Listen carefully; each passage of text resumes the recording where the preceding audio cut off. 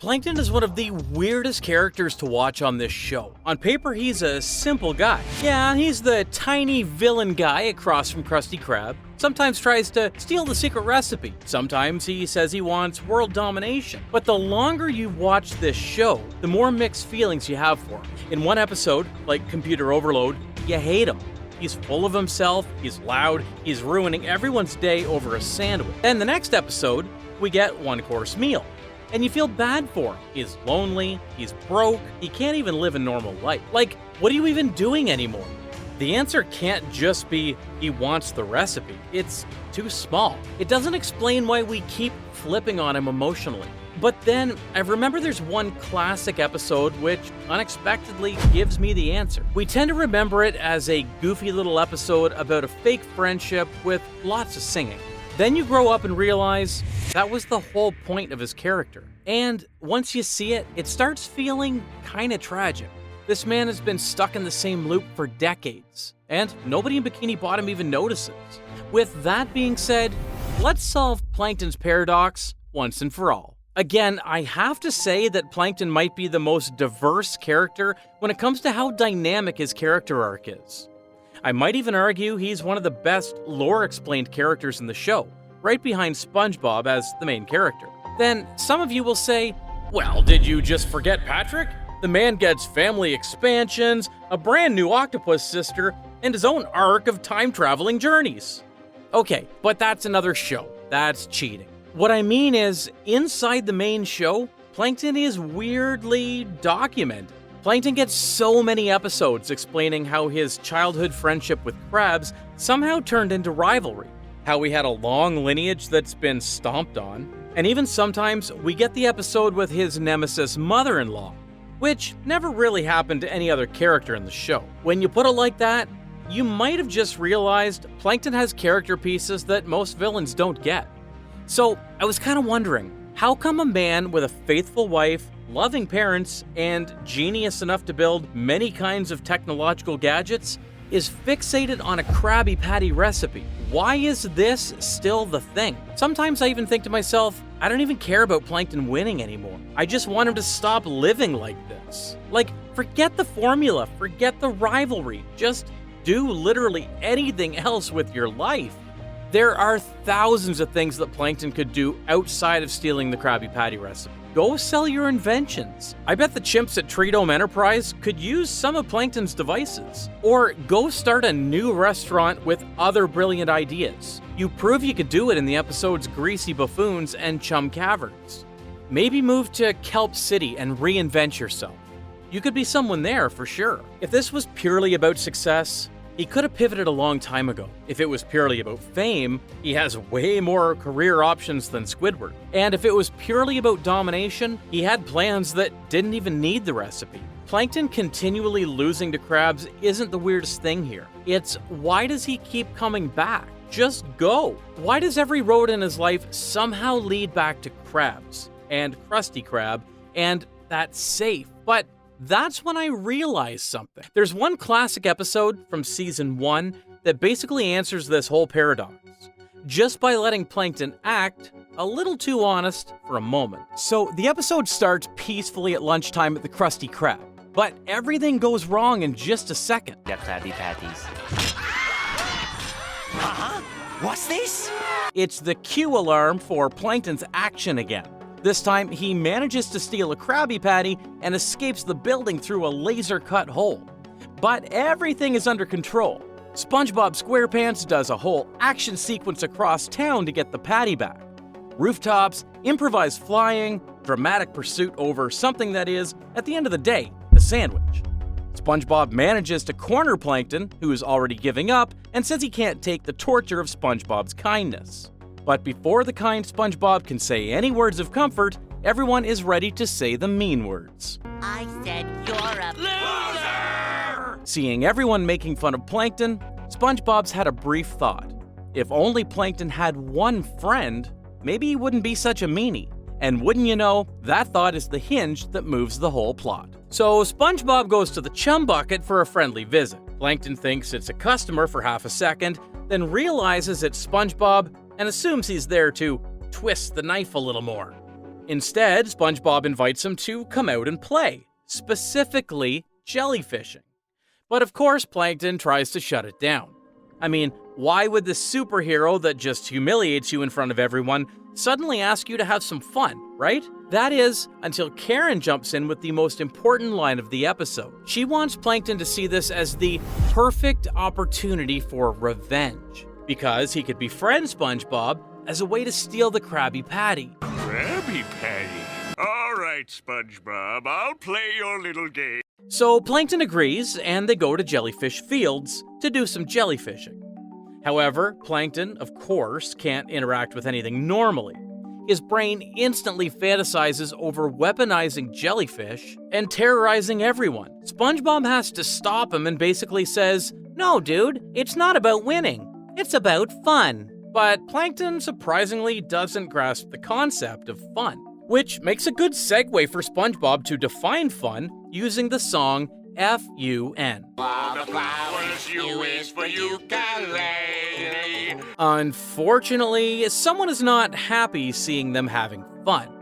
Mr. Krabs is already spying with a telescope and calling it mutiny because, from his perspective, SpongeBob is basically fraternizing with the enemy. But then we get to see this kind of short revelation moment, because back at the Chum Bucket, Plankton is excitedly recounting the day to Karen, until Karen stops him and reminds him of the mission. Karen even goes so far as to accuse him of going native, since Plankton has started wearing square pants just like SpongeBob. It's a perfect little visual gag that also sets up the next act. On to the next day at the Krusty Krab.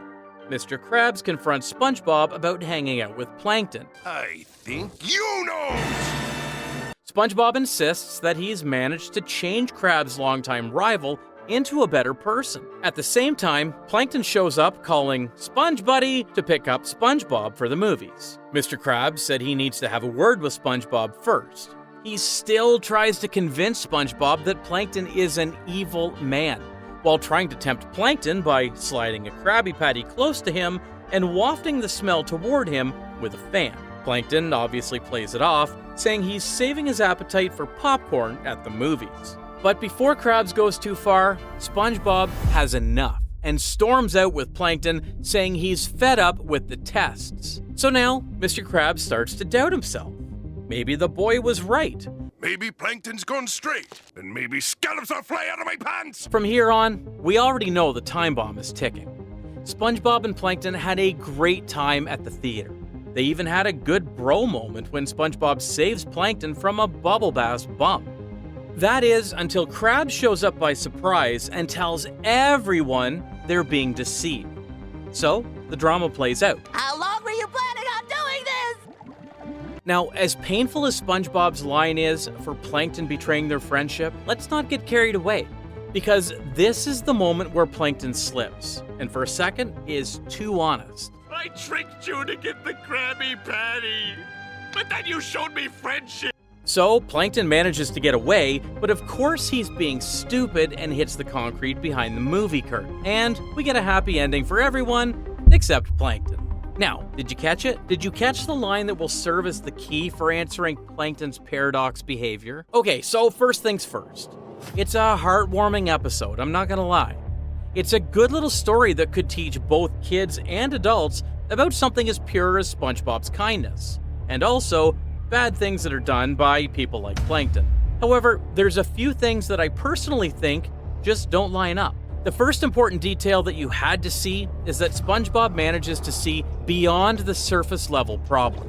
He sees that Plankton is treated as a loser, which might explain why he's such a meanie. So he tries to fix him as a person, in hopes that he will stop doing bad things. In this case, he's doing it by becoming a good friend to Plankton. Notice that he doesn't say, "Stop stealing and we'll hang out." He just walks into the Chum Bucket and goes, "Want to come out and play?" Which leads to the second clue, and this one's bigger. Halfway through their short friendship, Plankton doesn't even remember what his own goal is, until Karen reminds him. Because in the middle of all the fun stuff, there's this tiny moment where Plankton is genuinely enjoying himself, before Karen snaps him back to the mission again.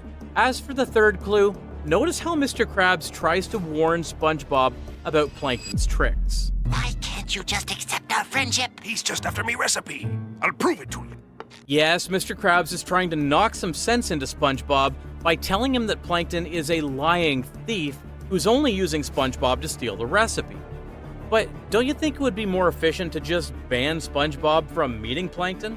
Like, as a work-enforced rule? Mr. Krabs also shows a moment of genuine doubt. Mr. Krabs screamed about how you have been fooled and told SpongeBob to see the truth for himself. Then we get the sad conversation of betrayal. I don't think he's lying there. I think that line really comes from his heart for a good few seconds, until he realizes he's already lost. Because at that point, he's already burned the one good thing that happened to him all episode, a good friend. So he may as well go back to the only role that he knows. How does any of that explain the paradox, you might ask? Oh, by the way, I can already feel some of you squinting from far away, ready to type, "Man, this guy really is the final boss of overthinking." Well, then, through my overthinking, let me paint the full picture for you guys. This episode might not make too much sense when you take it at surface level. However, it will make so much sense when you keep watching SpongeBob through the later seasons. Remember when I said Plankton could do so many things in his life, right? He's proven to create cutting-edge technologies only to fail at the very last moment because of his own stupidity. Not one of my better ideas. How can someone be so genius and stupid at the same time? Remember a few months ago, I mentioned that there's a high chance that Plankton fails on purpose because he wants the validation to win in a grandiose way against Krabs? Since Krabs is the one that put him to shame as a kid by making a better burger with the Krabby Patty, he is so focused on proving Krabs is wrong, and everyone has to see him doing it and admit he's the real genius in this city.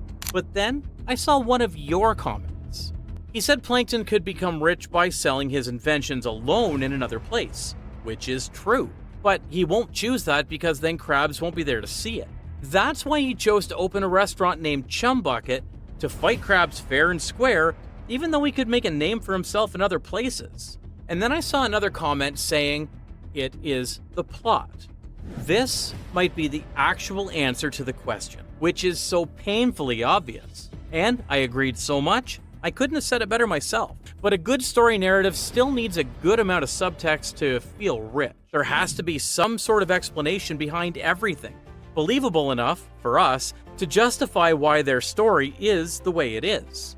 So yeah, Plankton never moved away from the same street Krusty Krab was on, because he clearly wanted something from Eugene. But did he want to win over Krabs? Yeah, that's for sure. Is that the final goal of his plan? I don't think so. Because I remember that SpongeBob line from FUN, maybe if Plankton had a real friend, he wouldn't be mean. Yeah, he stopped being mean indeed. But he also betrays SpongeBob's trust, even though he admits all he ever wanted was friendship. Which means he doesn't just want any friendship. He wants his friendship from Eugene Krabs himself. What made me realize this was how convinced Krabs is when he's about to expose Plankton's plan to SpongeBob. He wants SpongeBob to see for himself what kind of person Plankton is, even though he could just ban SpongeBob from seeing him by making it a rule at work. At first, I thought it was because he wants to teach young SpongeBob a life lesson, as a father figure, right? But what if Krabs said that because he actually doesn't mind SpongeBob being friends with Plankton? It's just that he knows it was impossible because he knows very well what kind of a person his childhood friends is. It's also why he had a sliver of doubt. As for Plankton, he is just one stupid genius, right? He never had any close friends other than Krabs because of how they were always bullied as the poor kids at school, like we saw in the episode Friend or Foe. But even then, he lost that friend too, through some stupid competition about burgers. So what if the initial plan was only to win once over Krabs, to make up for their friendship? That's what boys do, right? You fight because your friend beat you at something, then you have to beat him once to make things even, before you can actually say sorry. Sadly, Plankton never won in his younger days, and he still thinks you can't make up now because you haven't got him yet, which is again why he wanted to win fair and square by having a better restaurant. This new store is ruining me business. Really? Wait a minute! That's my job! Unfortunately, if you do that repeatedly for almost the entirety of your life, you end up in weird, awkward situation. Now, some other people have already joined in this rivalry. You've got SpongeBob and Squidward, who will help Krabs to win over you, and you've got a wife that will keep reminding you you need to win by any means, because she never knows what your true feelings are. So now you're stuck in your old days. Keep beefing with your old pals about how you will get them one day, you just wait. It's exactly how two grumpy old men are always beefing in your neighborhood. You don't know how to end this. You don't even know if you want to end this. You only know it was way more fun to yell at each other every day rather than to win for good one day and let go of all the fun. You're not going anywhere without a 10-second head start. Honestly, that might be my best answer to explain Plankton as a character. Who would have thought the real key to solve Plankton's paradox lies in one of his first appearances? It feels even worse to see someone like Plankton stuck under the evil label for so long. Now that we realize he would rather be humiliated over and over again and live life as a loser rather than destroying his one and only frenemy. That was actually nice of him, because unlike their breakable bonds that last for decades, this Moai house couldn't even last a few days before it was destroyed over and over again. Yes, Squidward's house has been demolished so many times, enough for me to make a compilation of it. But interestingly enough, there's always something interesting to uncover, even from one of the most unlucky properties in the 7 Seas. I'll see you on the next dive.